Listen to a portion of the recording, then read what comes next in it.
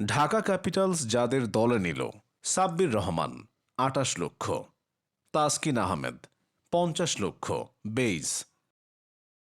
শামীম হোসেন পাটোয়ারি ৫৬ লক্ষ, মোহাম্মদ সাইফুদ্দিন ৬৮ লক্ষ, সাইফ হাসান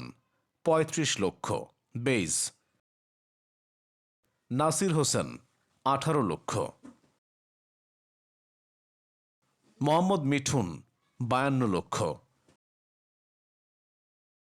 তাইজুল ইসলাম ৩০ লক্ষ, তোফায়েল আহমেদ ১৮ লক্ষ, ইরফান শুক্কুর ১৮ লক্ষ, আবদুল্লাহ আল মামুন